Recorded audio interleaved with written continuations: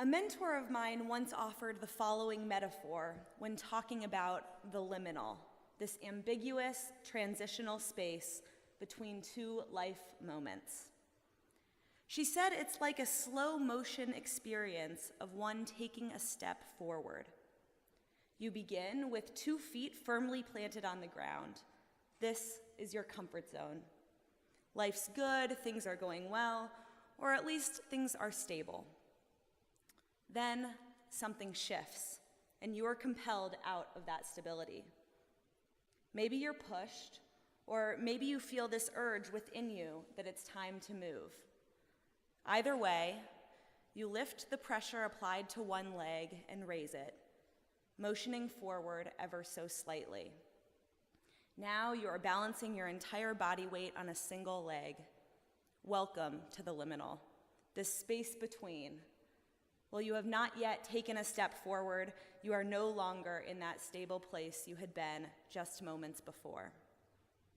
Perhaps you wobble a bit as you begin to move that foot forward. Your body tenses as you try to maintain some sense of balance, and the paradox of your body's rigidity as it tries to move is confusing. Somehow you're able to get one foot ahead of the other, but the closer it gets to settling on the floor again, the more off balance things can feel. Panic sinks in. Where will I land? What if there's a piece of gum on the sidewalk or a bug? Maybe I shouldn't put my foot down just yet. What if I land too hard and it sends a shock up my leg and into my torso? What if I don't land just right and I twist my ankle and I fall? All the meanwhile, it's becoming harder and harder to feel any sense of balance or control. But finally, your foot reaches the ground. You haven't twisted your ankle or landed on a piece of gum. Your body begins to relax, your muscles loosen, your heart rate lowers, and you've once again found a sense of stability. You've officially taken a step forward. I start with this metaphor today because I hear we're both going through some transition right now. Granted, the terms of transition are a bit different, but at the moment, we're both teetering somewhere in the liminal space together.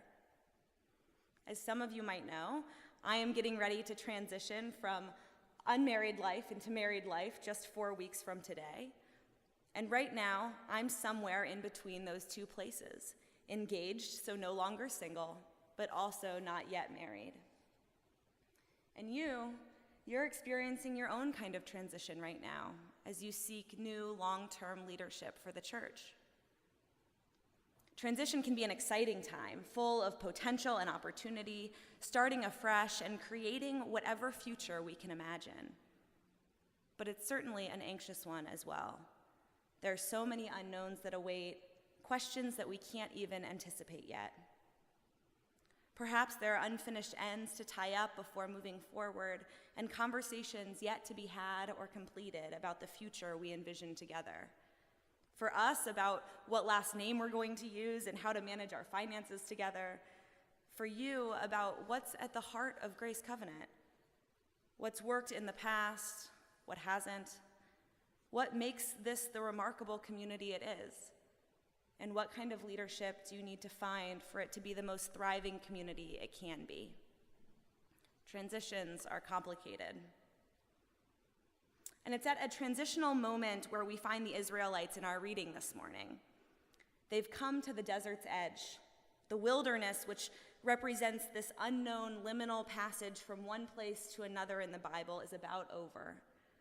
The land promised by God awaits them only a short journey farther. But the people get nervous. As their feet begin to approach the ground of that final step, they begin to shake, uneasy and off balance. You can imagine their griping. What if the land isn't just as promised? How do we know what awaits us? Maybe we should just stay here, or better yet, maybe we should turn back altogether. This desire to know what the future holds leads to Moses rallying spies to bring back reports on the land. Now, this is a bit of a problem for traditional Jewish commentators. God has already promised Moses and the Israelites this land flowing with milk and honey. So why would God tell Moses to send out spies? They are quick to point out that God didn't command Moses to send out spies, but rather granted permission for Moses to do so. This slight discrepancy between command and permit makes all the difference to these commentators. As they explain, God allowed them to let their nerves get the best of them in order to teach us a lesson through their mistake. Their desire to know the future and their unwillingness to find peace in the liminal leads them to sending out spies, those who might be able to shed light on what's ahead. Yet, spoiler alert, we can't know what the future holds. This effort will come to be futile, and it ultimately prevents them from the fruits that await them in the land. After 40 days, the reports come back. Yes, they say this land is flowing with milk and honey, but the spies then proceed to share detail after detail of the challenges and exaggerated obstacles that await the Israelites in the land. The potential hardships are so overwhelming that the reward, a land flowing with milk and honey, a land ripe with potential and opportunity, a land promised by God, this reward is completely overshadowed. The Israelites immediately turn to dread. They become so unhinged with fear and anxiety that they refuse to move forward. They refuse to see the potential in front of them. They refuse to delight in the joy of a promise fulfilled. Instead, they are punished with 40 more years of wandering in the wilderness, adrift in the liminal space so long that their generation never does make it to the other side. I find it intriguing that our story takes a pause in the narrative at this point to insert a list of seemingly random laws. Among this list is the instruction to wear fringes on the corners of our garments, as a reminder of God's commandments. We are told that when we look upon these fringes, we will be urged to follow the path which God has set out for us, rather than succumb to our own whims and fickle anxiety. Well, this passage has been interpreted by traditional Jews literally, and we wear fringed garments like this prayer shawl as part of our ritual lives. I think it's also possible to read this passage metaphorically. Perhaps this commandment is not just about wearing literal fringes on the corners of our garments, but also it's about carrying the tattered parts of our lives and our experiences with us, to keep those rough edges in our sight as we walk and live every day. Because you see, those fringed edges are reminders of what we've been able to bear this far. They are markers of our survivorship, of past challenges that have left us a bit beaten up, but ultimately shape who we are in the present and where we'll go in the future. Had the Israelites taken a moment to look at their fringes as they anxiously awaited their passage into the promised land, what might they have seen? How might this have changed them? Perhaps they would have seen scars of slavery and starvation, of the grief and the sorrow and the doubt they experienced in Egypt. But they would have also seen the splitting of the sea and the manna from heaven that redeemed them and carried them this far to the desert's edge. Perhaps they would have seen hope. Maybe then they would have mustered the strength to face more unknown.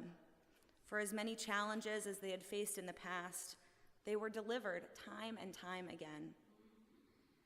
Perhaps if they had taken a moment to look at those fringes, they would have been reminded of their delivery and felt grounded enough in their hope for the future that they could have taken just one more step toward it. Rather than feeling overwhelmed by the possibility of struggles ahead, they would have had faith enough to focus on the reward that awaited them. So here we are in the wilderness. We are anxious and excited, optimistic, yet a bit unsure. What do we see when we look at our fringes? What loose ends swing back and forth as we walk? What scars are still fresh reminders of missteps and bumps along the way? How might we learn from the stories these fringes tell? How might we let them be reminders of weathered storms and of the frayed path to redemption? My blessing for us this morning is this: may our fringes empower us. As we walk toward the unknown, may we do so courageously, without the need for spies to tell us what the future holds. And may we approach the edge of the wilderness with confidence, knowing that while we are unsure of what lies ahead, we know the same God who has brought us this far will not abandon us now. Amen.